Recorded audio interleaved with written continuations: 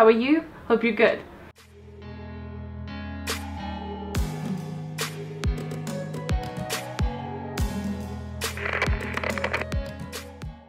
Today I'm doing a tag. I feel like it's been a while since I've done a tag, hasn't it? It might not be. So this tag was created by Rhiannon over at the Crescent Moon Reads. I'm terrible at names. It's her original tag and she's tagged me, so thanks so much for doing that because I really needed an idea for a video. Ah, shoot, I need to get the books. Okay, be right back. Cease came over to say hello. Hello. Hello, you beautiful creature.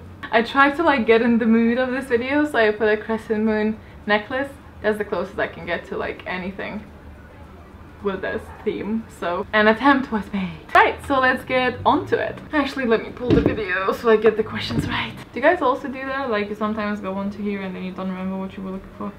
Number 1 is Full Moon, book that has supernatural creatures in it. Now with supernatural, I assume we accept any sort of creatures that don't exist, not just like scary ones. I'm not like too versed in the logistics of it was like supernatural and was like mythical, so I hope this is gonna count. And I actually forgot to take it, but just like imagine me holding this.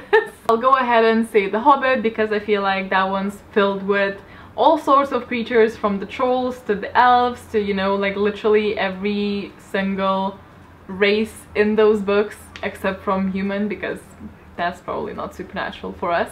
But if it doesn't count, then I bloody don't know, because I don't really... I have iZombie in graphic novel comic form, but that's about it. I'm not very into vampires or any other type of... Oh, actually, I know. Etiquette Espionage. That one had vampires and werewolves, although in this first one at least. I think it gets like more into that later on, but in the first one there was not much of it, but they were in there, so it counts, right? Question number 2 is Starry, not sure how I pronounce that, Night, a book that has a beautiful starry, why does that sound so weird? Starry? Filled with stars, there we go, cover.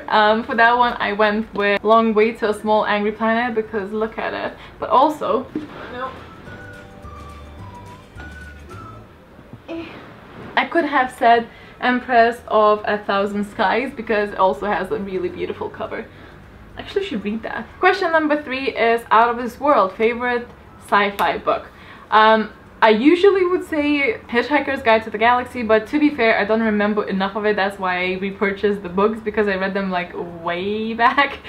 So instead of that, I will again wave this book in your face, The Long Way to a Small Angry Planet, or The Martian, which is this one. So both of these have one thing in common, is that they are pretty funny. This one is more on the funny side than this one.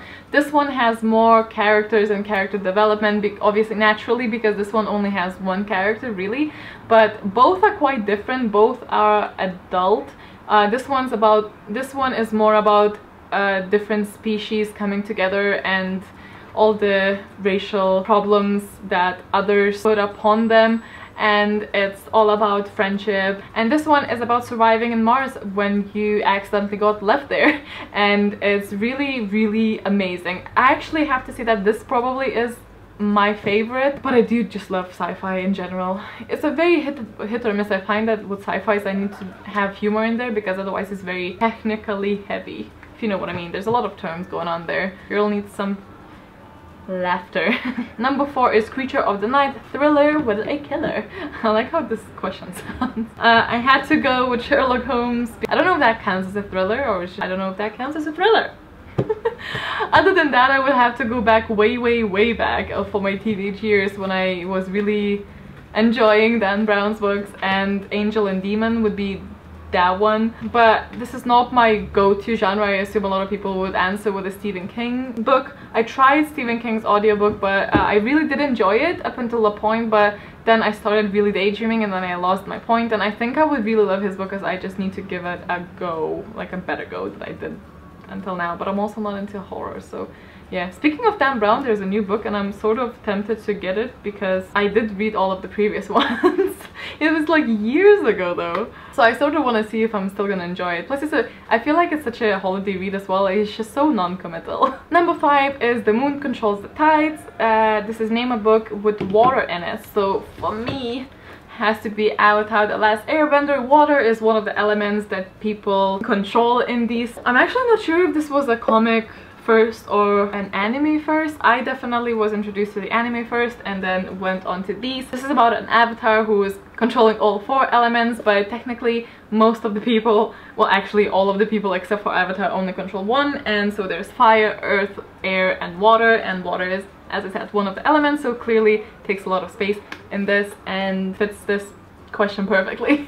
Number 6 is Daughters of the Moon, a book that features some serious girl power or friendship. I actually went for Aqua. I specifically chose A Court of Wings and Ruin from the series of Court of Thorns and Roses because I feel like friendship played a really massive role in this book. There's a lot of sacrifice in name of friendship. So I feel like we're all familiar with the Dream Court and how close they are and how much friendship means in this book. And obviously we have Farah as the main character who's very kick-ass, and also Amren and Mor and Nesta to an extent. And I just feel there's a lot of great female representation in this book, and it's also filled with friendship, and friendship means hell a lot in this specific one. But also equally in the 2 that came before this book, I feel like they all, like, friendship just means a lot in these books. Next question I actually couldn't answer, so it's number 7 and it's your favorite OTP with 1 true pairing. But I honestly have just, like, as I said in the video with me and M, I'm just not a shipper. I honestly just don't feel that strongly about a pair. I mean,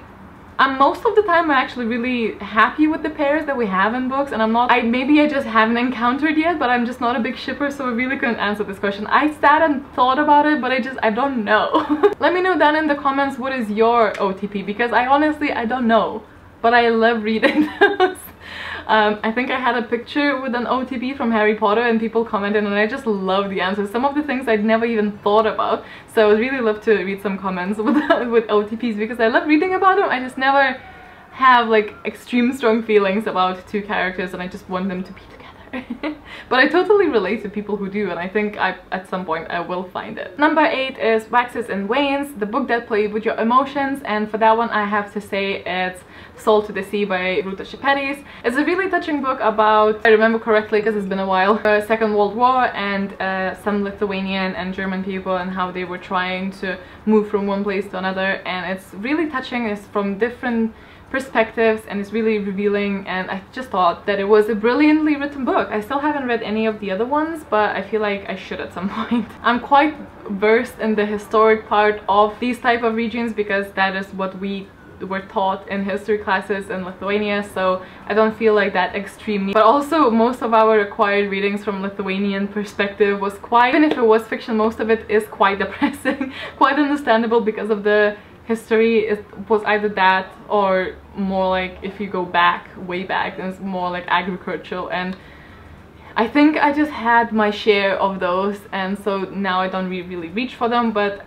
this was more modern, and I really did enjoy it, and I thought it was brilliant that it was so quite well known in the community just outside Lithuania, because you know it's always good when like these perspectives are shared. Number 9 is Music in the Night, and that is book that had to do with music, and I had to go with The Name of the Wind because music is such a massive part and coping mechanism of our main character quote, and I feel like this is definitely the most musical book that I've read, in a sense that music is written about quite a lot. It's not necessarily about music, but music is definitely a part of this book. Number 10 is After Hours, and that's book that has night in its name, and this is not gonna surprise anyone in its night circus. I didn't actually like go through my shelves and see if there were any other books. I don't think so, maybe, but Night Circus is something that I still think about. I really enjoyed this book. It was really interesting to me. It's definitely not for everybody. It's quite vague and it's not entirely clear, which is what vague means. Well done, me. It was very atmospheric, and night had a big part in this book because most of the, well, action, well, the circus is a night circus, so it happens during the night, so most of this was set during nighttime, so not only has a night in the name, it actually justifies the night being on the cover.